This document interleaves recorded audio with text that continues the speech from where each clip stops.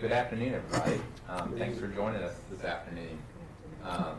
It's great to get to see you all, and for those who I haven't had a chance to meet, before today, I'm Lincoln Saunders. It's my distinct honor to serve as administrative officer for the city under our Mayor LeVar Stoney. Appreciate each of you being here for the important conversations with the panel on our Public Service Recognition Week, and exciting to get to hear from each of you about the work you do and what public service.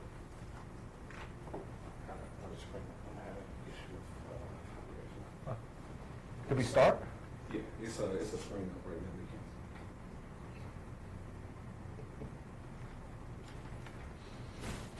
So now you tell me live is not live. It's live, but I have graphic on the screen. You would back up and you're back up. Okay, great. Sorry for that brief interruption.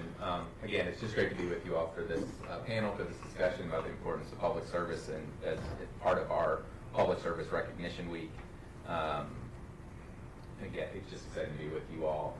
It's my honor to serve this city. It's my honor to serve with this gentleman to my left, our mayor, who has, I can say for the, from my time working with the city and starting with him on the first day of his administration, he has, from go, prioritized our city employees.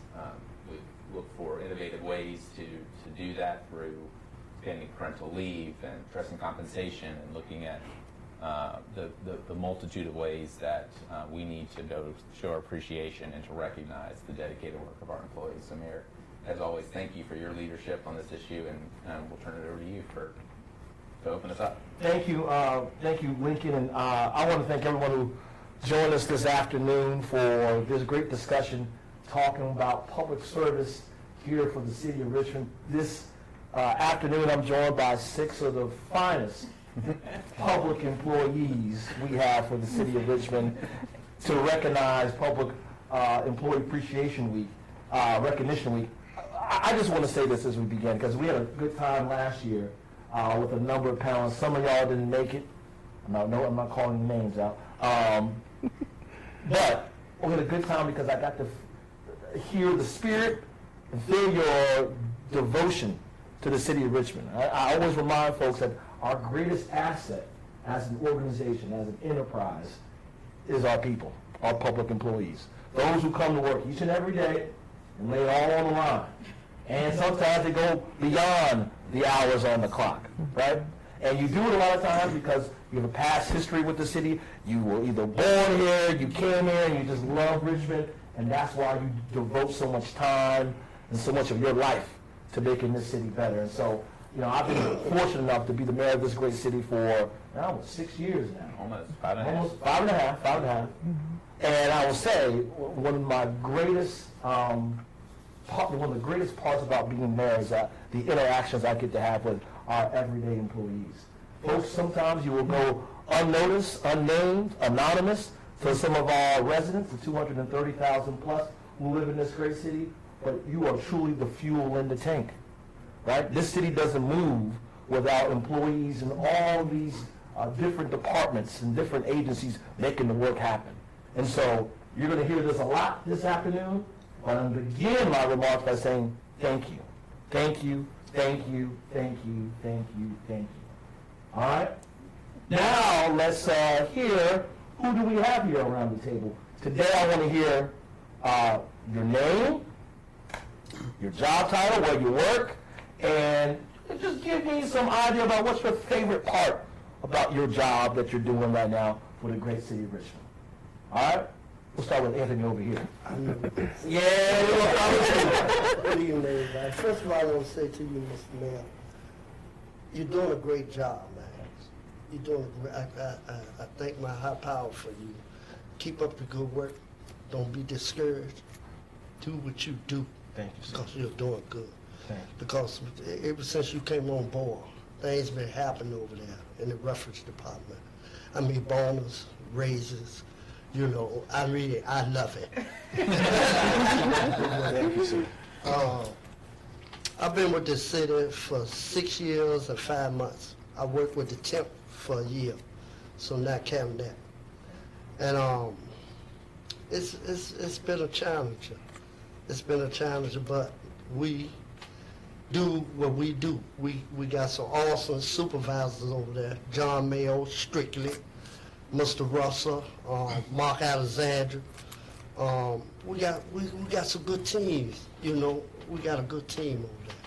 And is that why you like coming to work every day? I come to work 'cause I gotta eat. Hey,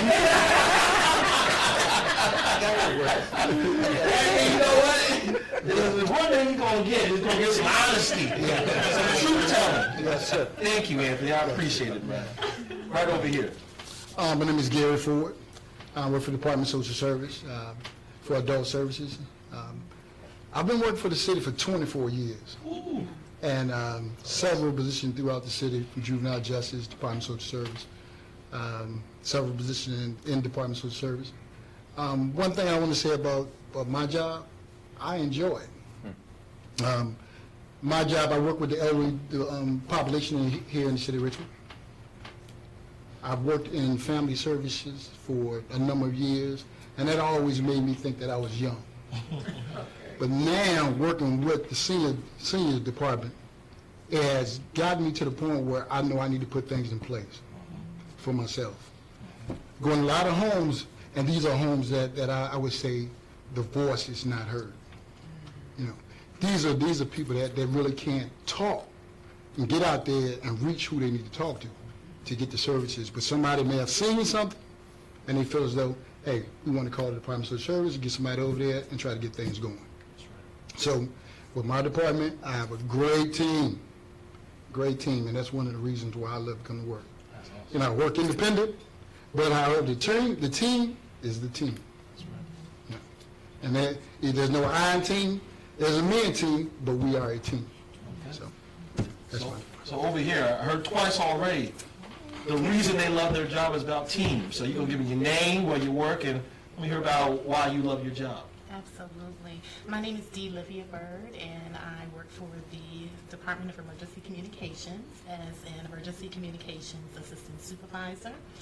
And speaking of teams, I work with an awesome team. We are considered the voices behind the headset.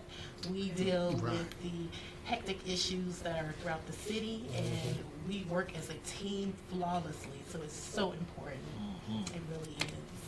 Team is key, particularly in the Department of Emergency Communications. Absolutely. All right, we already know Mr. Saunders. We'll move over here to my right. Well, I am Javier Lopez Rincon.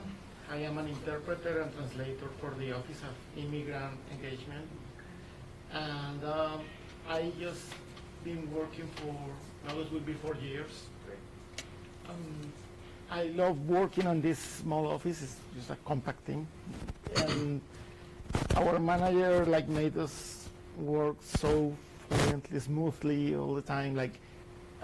It's like we know that we are covering each other because we're having just for people to do all this job of integrating the immigrant community, the refugee community to the city.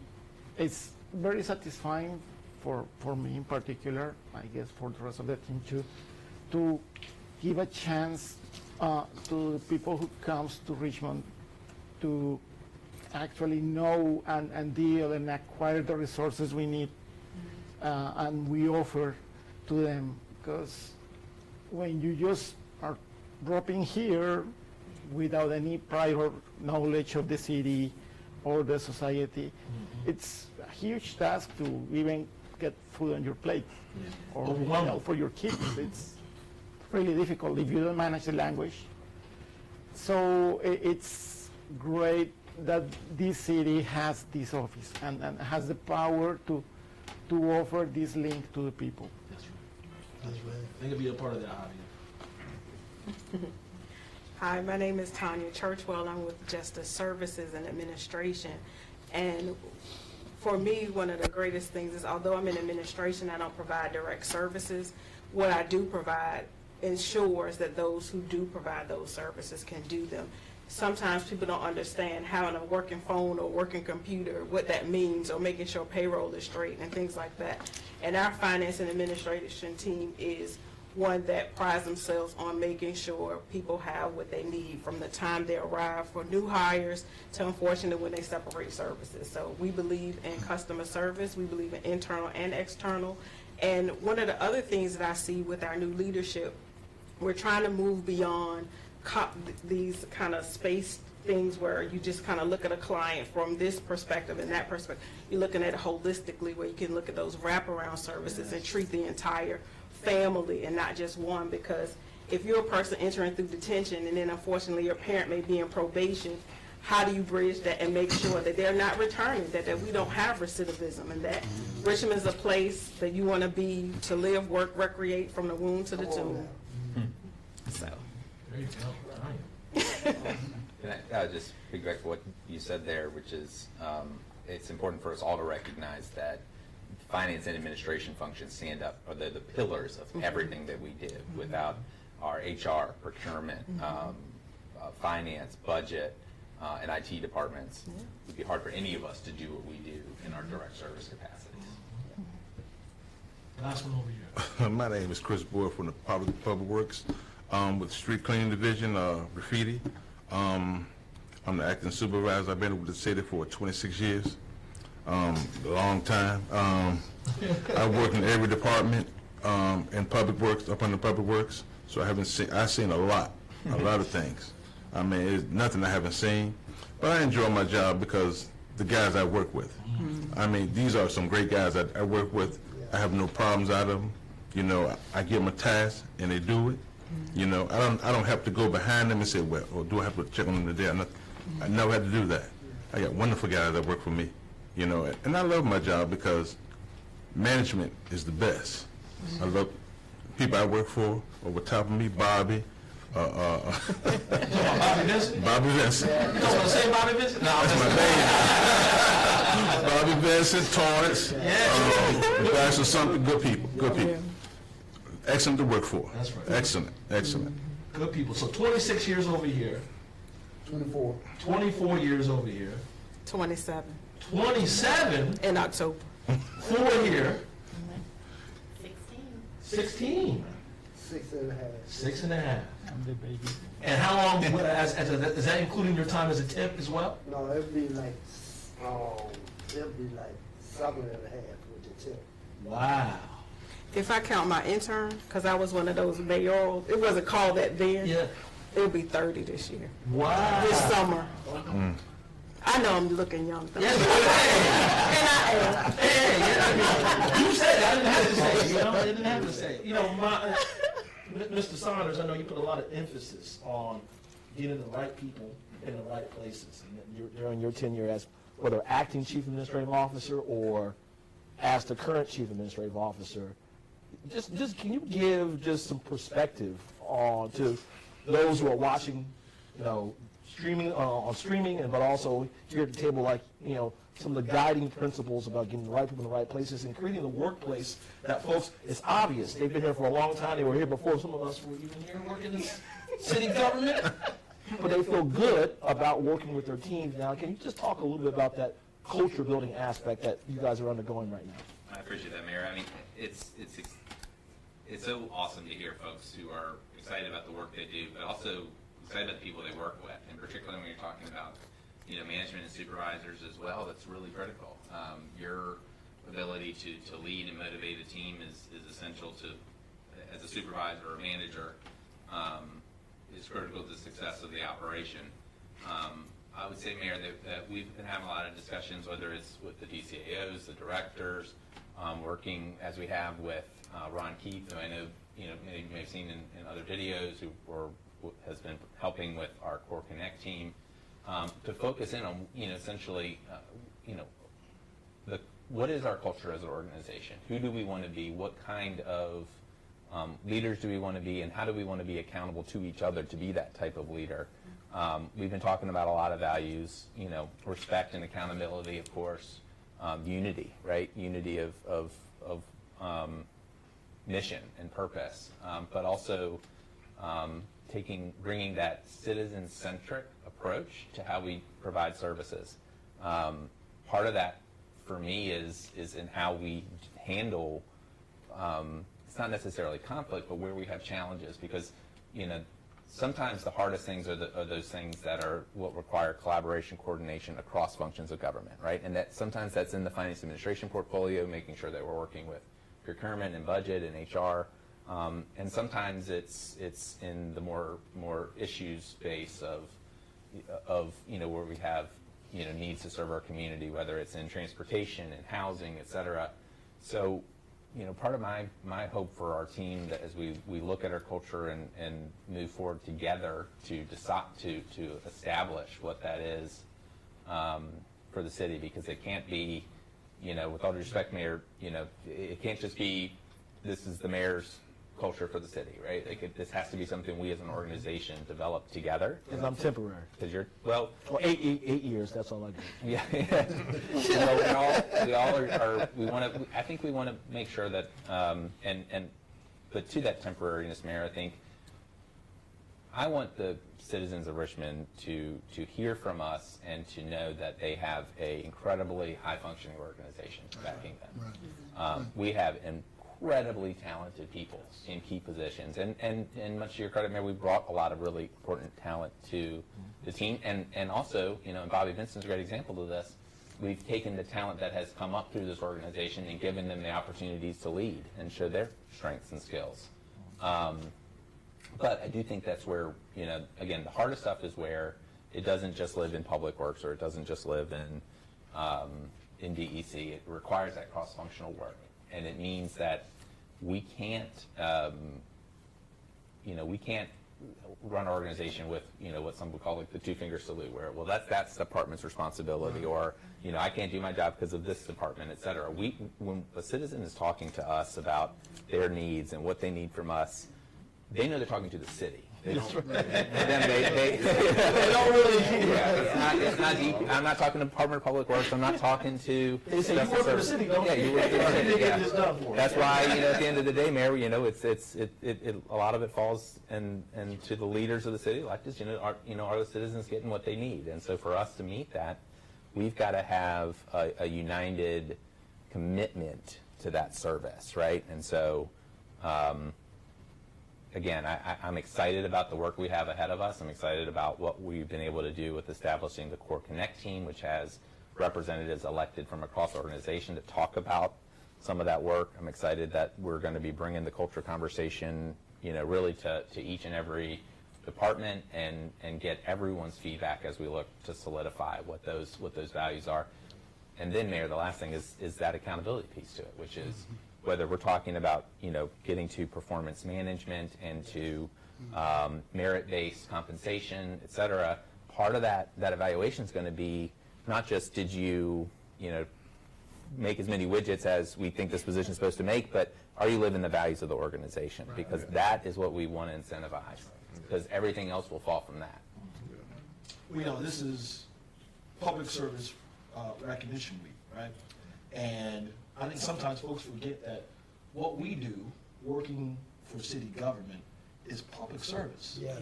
Right? Right. It doesn't matter what role you may be in this government, in this enterprise, but this is public service. Right. I come from a family of public servants, whether they were serving in the military, whether they were serving, my father was a custodian at a local high school, my brother serves in the military today, grandfather was in the military. I come from a long line of public service. We've all served in our own different way. Now you all are doing the same. But what I really wanted to get to was, you know, why do you do what you do? I know ending me with the slick, you know, I gotta eat. I get that. I get that. We gotta get you the paychecks. Okay. That payroll is correct. You're right. You know, we gotta make sure payroll's working because we're gonna hear about it. Yes. But why do you do what you do? And I do what I do because I've always believed in giving a voice to the voiceless, those who are unseen and unheard. We talked about that.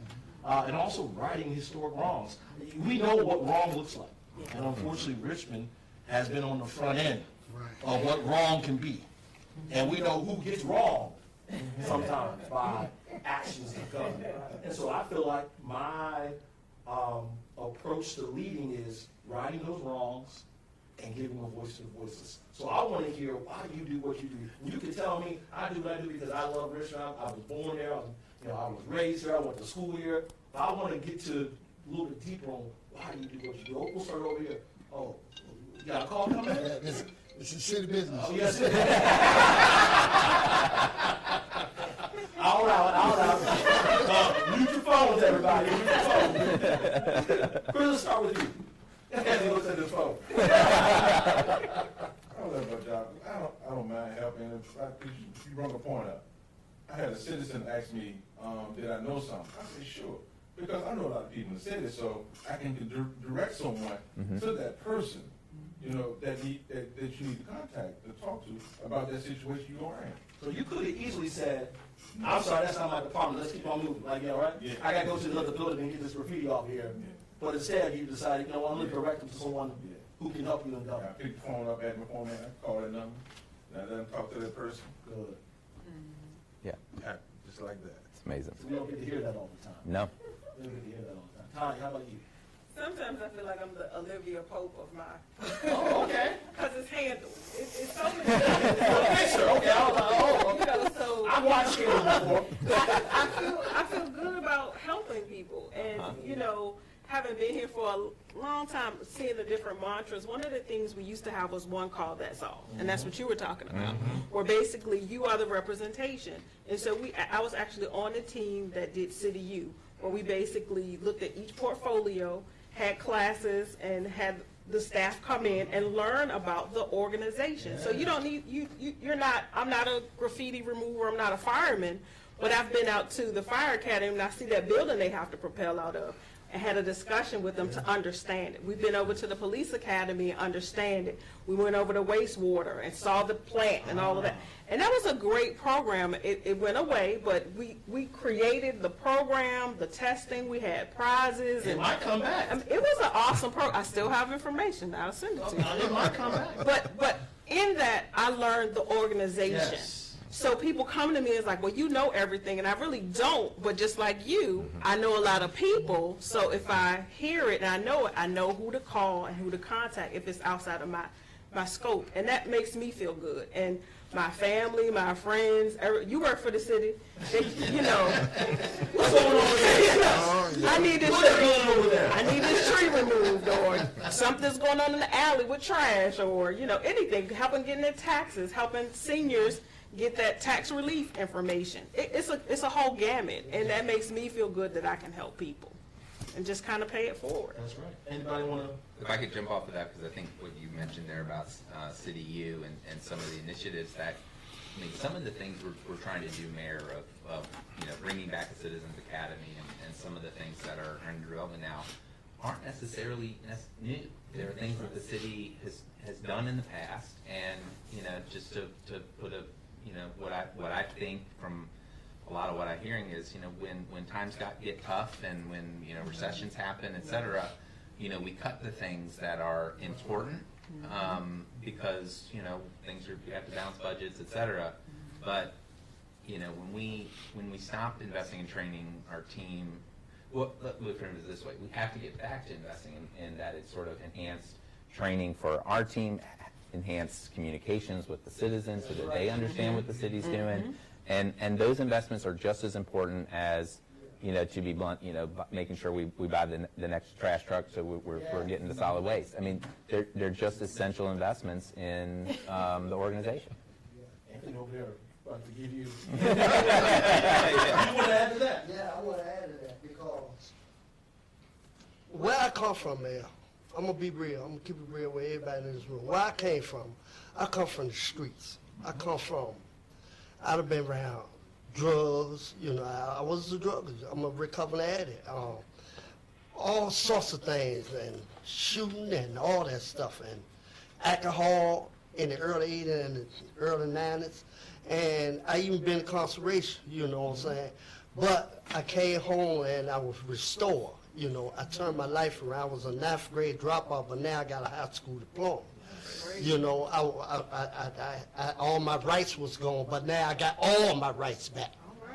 I have all my rights back. I had to do something different. I started going to church, so now I'm an ordained minister.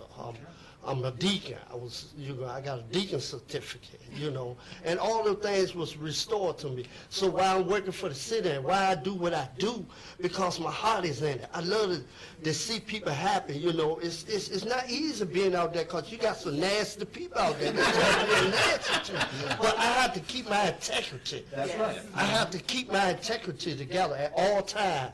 I can't let them see me mad. They'll cuss you and everything. Yes, ma'am. You have a good day. That's right. Could you dump my recycle cans? It's running over. No, I ain't gonna say no. But I say I'll do it one time for you, miss. Because we're city. We dump trash, the trash cans. I dump it for you. It's how you conduct yourself with the people. It's to serve the people. To serve these people and So this sounds like to me, Pastor, that this is like a ministry for you. it's Part of this work. It's in me. Yeah, it's right, in right. me, and I love it, and I love what I do because I'm a part of something that's good. I just told you where I came from. I'm working for the city. I wear this with honor. I wear this with honor. I wore this today. I could have worn my tie. I could have worn my nice coat. But pride in the city. I want to represent. We represent the city hall. We represent the mayor, the governor. Everything is in Richmond, Virginia. We represent. That's right. So that's what it's all about. Passion right there. That's passion right there. Anybody want to offer why they do what they do? Well, I think it's really hard to see when the community I work with confronts the negative side of bureaucracy, for example, of government. Like they just hit a wall where they can't make themselves understood. They don't get what's happening. Because my job makes me get in touch with all departments across the city. I like the possibilities that offers. It's not directly my person who fixes things, but I give them the chance to tell the worker, the city employee, what's happening. And I give the community, the immigrant community, a voice, pretty much. I give them their voice so they can feel themselves heard. And when I see the results of that, that makes me incredibly happy because it is, you see the success there. It's just a great experience, and I have enjoyed all this even since I started the first day. Like when we had Florence coming, the hurricane, we had at the emergency center, seeing all those departments working together to get a plan ahead. That was great. Now, COVID-19 was hard. It's still here, by the way, for all those out there. I've been a Broken Record Weekly saying, it was hard. But folks forget sometimes that although everything else in the world shut down, and we as a government and as public servants, we still work. Yeah. So tell me, how do you feel,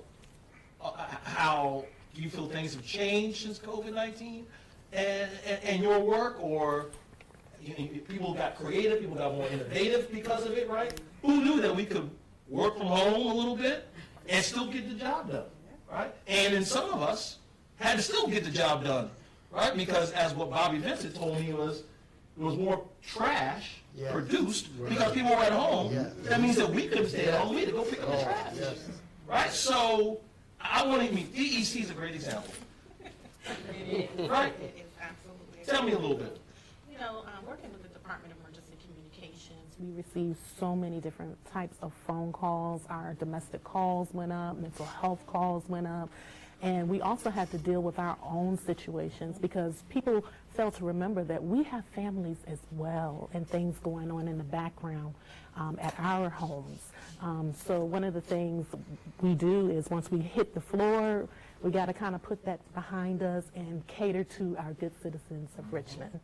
Yes, and making sure our services are efficient and that we're answering those 911 calls that they come in. Yeah, because the emergencies continue. Yes, emergencies continue, They don't continue. stop. That's right. They still happen no matter what. Right? Yes. yes. Tell me a little bit, Gary, about how social work, social services, how did you have to adapt during that time?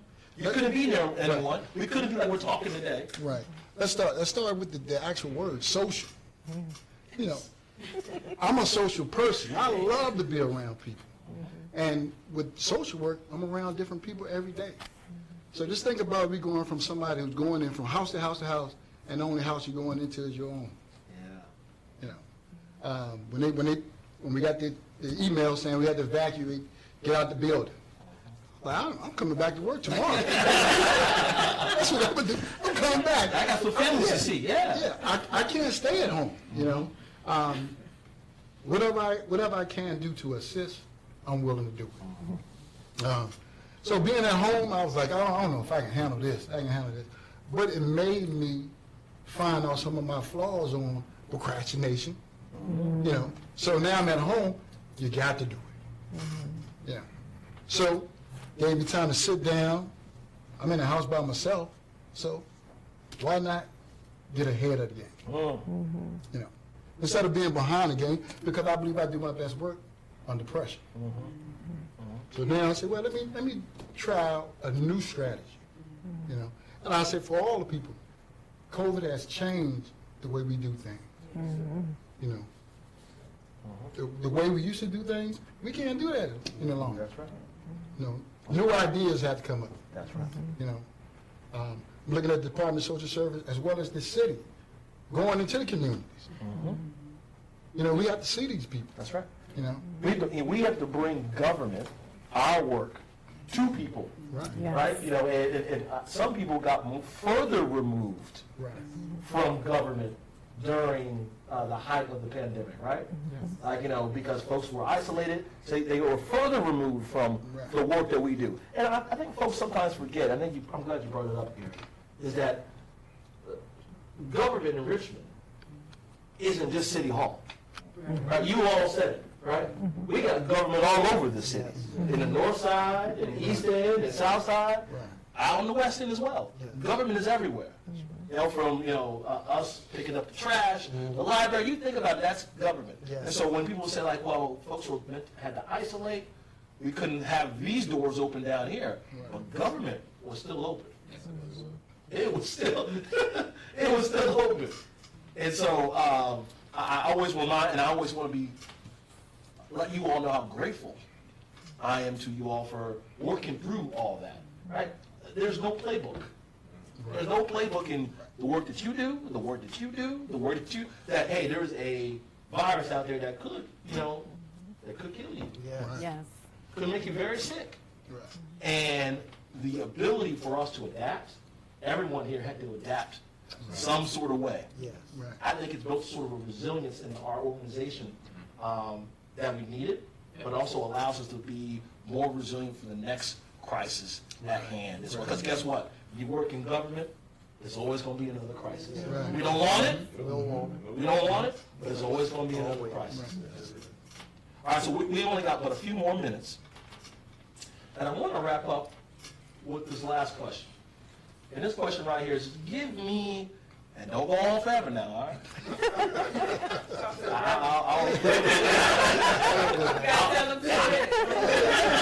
Some of y'all old enough to remember Sandman from Apollo. I'll hook you out of here, wrap it up.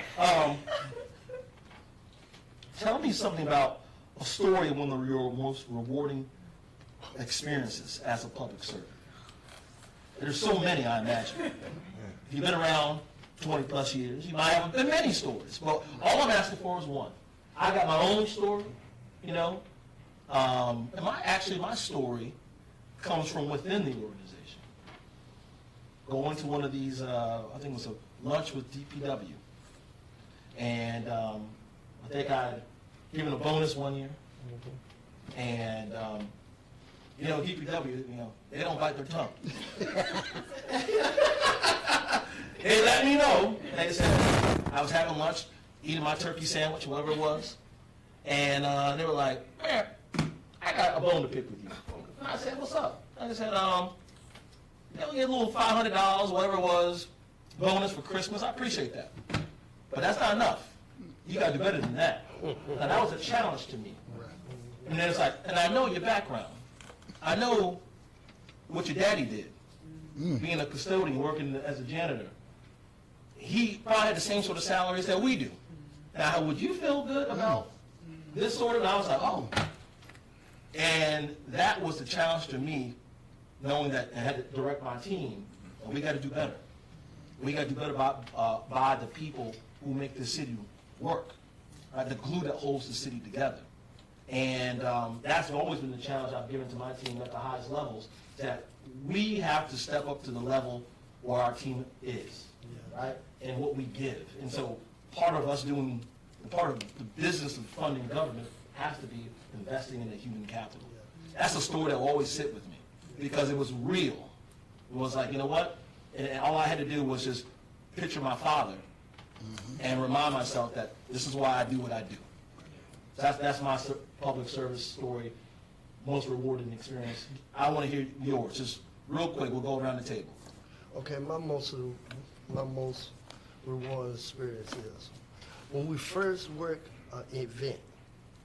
Man, if I ain't had a good time, man, I mean, I had a good time. I mean, that's a rewarding experience for me.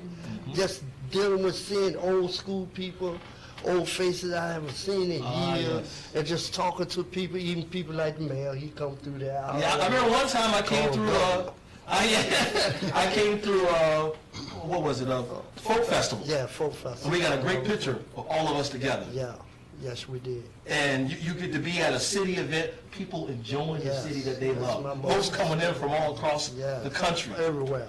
right, to enjoy your city. I love that. I love that. Well, I actually was meeting with my team earlier, and they asked me about that. And I said, you know, I'm a very emotional person. And I said, man, I can't tell my story. And they said, go ahead, tell it. And I said, I went into a house of a gentleman that was dying from cancer, throat cancer. As I opened the door, looked in the house, every house I go in, I look around. And I'm looking for pictures to see if I know somebody in the family. So that'll be my icebreaker. And I'm looking, and this guy had all of these pictures of, it was, people were posing, they was posing, the same suits on. And I said, were you in a dance group or something? This guy, I believe this guy was about 83 years old. I said, you're in a dance group? And he said, wow. Barely could talk. He was dying from throat cancer. And I said, well, what did you do? He said, I was a singer. I was a gospel singer. I am a gospel singer. And I said, okay. And I'm looking around. I said, well, is any of these pictures on you? And he said, yeah, it's me, as he pointed. And I said, these people are young. You're old. These people are young. He laughed, chuckled. And I said, well, sing something for me. And but I'm still looking at the picture. And one of the most pleasant voices came up. And I said, oh my Lord, he can sing. At that point, I couldn't do them but cry. You're making me cry. Too deep.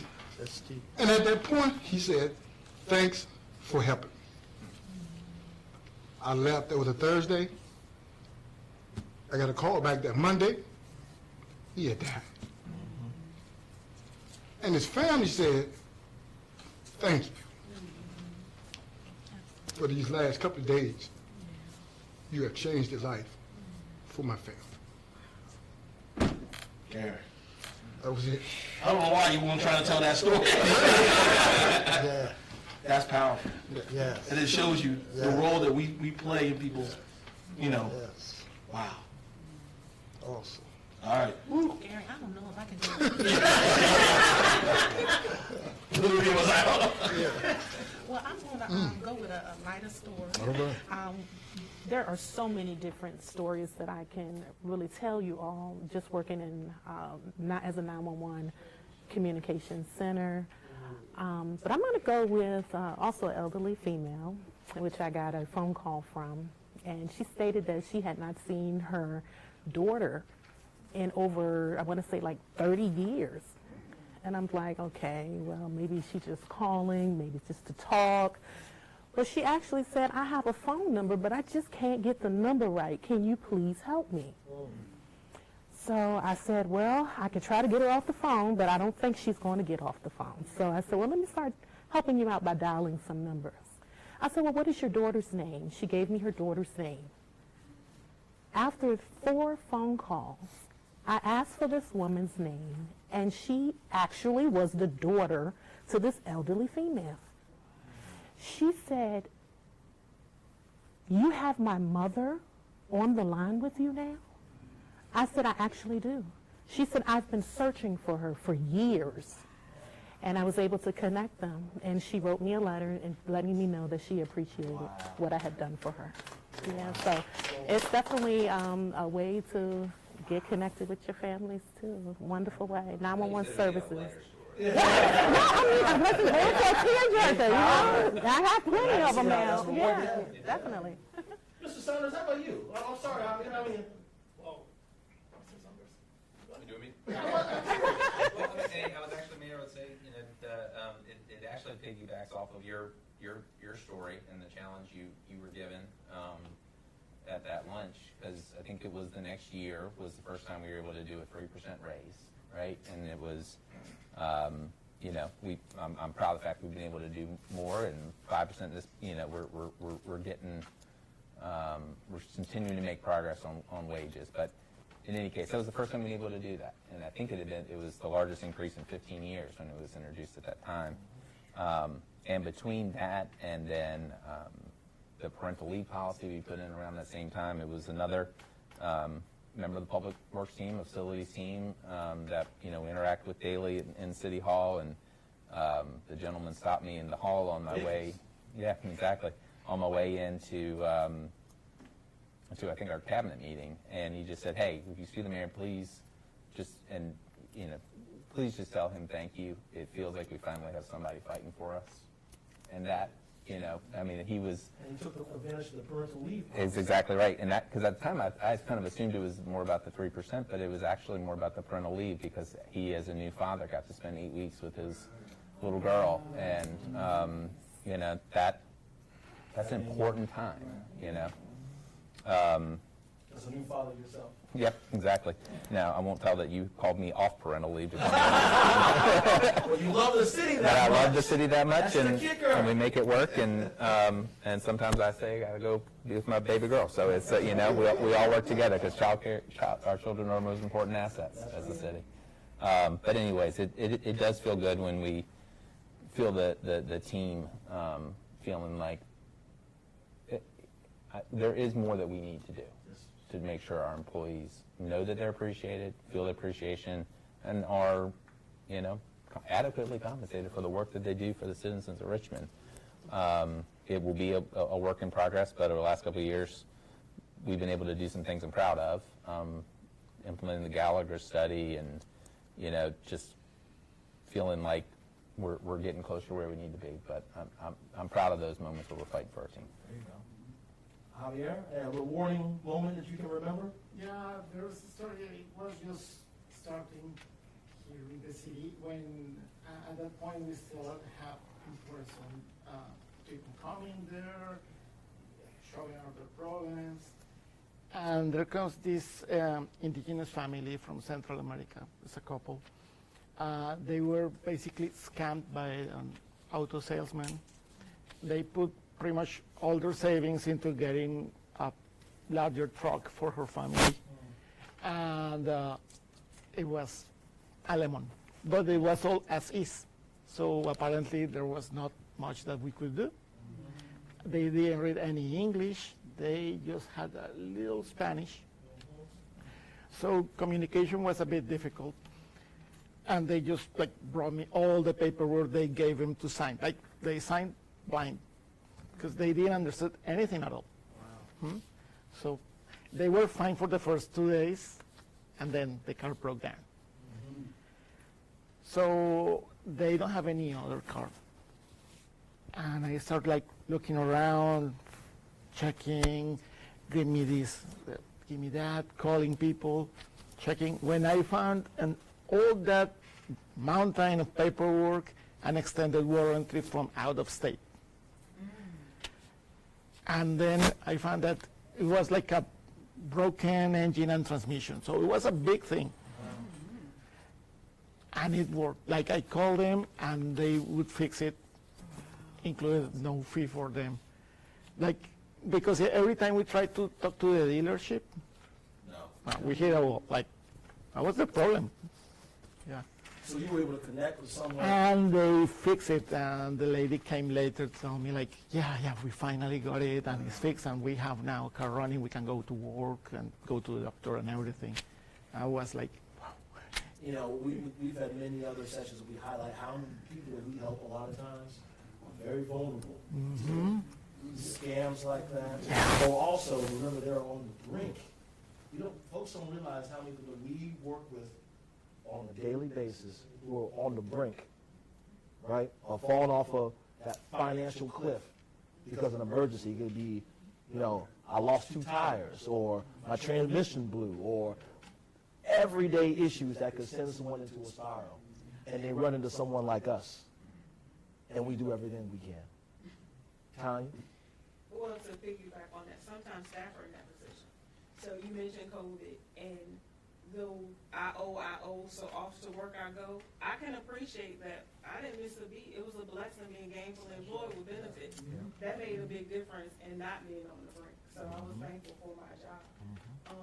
All these years, there's so many stories. One, being in the East District, I was assigned to the East District Initiative during Hurricane Isabel. That was a crazy time in the city. But we had several different agencies within the building, but we prided ourselves in not co-location, but collaboration.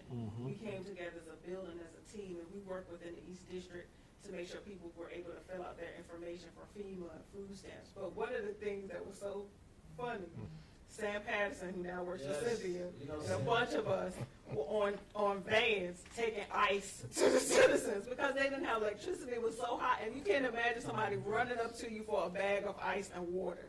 That was incredible, but we went throughout just delivering ice. So things like that. And then recently, with the close of the public safety building and all of Justice Services that was there, moving over to the 730 building, it has been chaos, and at the same time, a great honor to say that people can plug in, they have their computers, the phones are up, because technology is great when it works. That's right. So now that staff can sit at their desk, I feel like that's just great, because we were struggling at one point trying to get everything in order, but having everything and being able to communicate with IT and all the staff and everybody pitching in, putting their jeans on and making sure things are done. That collaboration means a whole lot. Yeah. And so I'm just grateful for things like that. We're going to wrap up with you.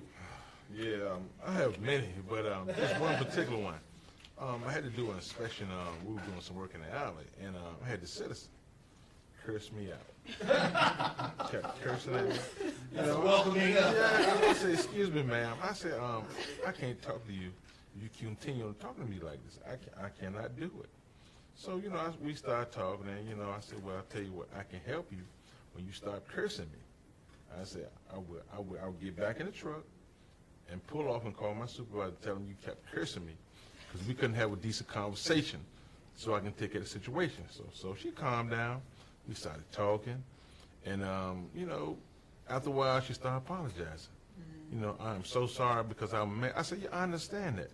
But sometimes you don't curse a person out as soon as they stick the foot out of the truck to come to help you. I said, no. I said, y'all citizens got to understand, we're people too. Right. I'm here to help you, not to hurt you. Right. I come here to help you, to figure out what I can do for you, And she apologized, gave me a hug. She tried to give me a kiss. I said, no. But, you know, at the end, it turned out fine. It turned out fine at the end.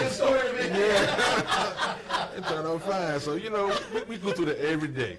Every day we go through that. People curse us up every day. You know, at the end, they're happy. They're happy. Yeah. You know, as I sum things up here, the key theme I hear from all of these great public servants today is you all show up to help. You show up each and every day to help. And sometimes you're going to get cussed out. Yes. Right? Yes. And sometimes you do what you do for the city. You serve others without the need for someone to say thank you. Obviously, a thank you goes a long way. But you do it not for the thank you, not always for the pay, but because it's fulfilling. It fills your heart giving back and also helping others. And I think folks forget that we are in the help business, right? We're in the help business. We may not have all the answers, right? We may not have all the answers, but we're going to do everything we can to give you some help, right? We can't, and I always tell Lincoln this and my team, I'm going to tell y'all this as well. We can't guarantee everyone's success. 230,000 plus residents live within these city limits. We can't guarantee all of their success. But the one thing we can do, we can guarantee them an opportunity. We can guarantee that we're going to do everything we can to help them. Yeah.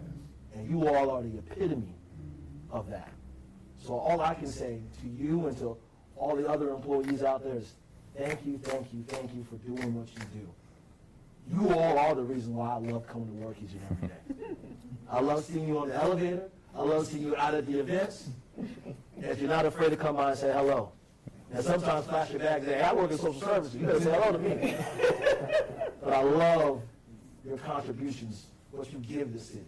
You give us your all. Yeah. And the beneficiary of all that are our residents. That's why this city is great, I think. Linky, any parting shots? Only thing I can add to that, Mayor, is just to echo my own thanks for what you do to every city employee. We are going to continue to do more to recognize and to show our appreciation for the work that you do, because, as the Mayor said, 230,000 people are counting on us. That's right. Each and every day. All right, y'all. Let's get back to work. Thank y'all. And everyone out there, enjoy.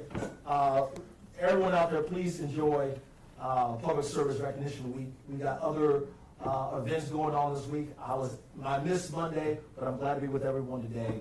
Enjoy yourselves, and again, thank you. Thank you. That was good, y'all. Yeah. So we get a day off for this? It wouldn't be a city event without something like that being asked. You know, We go.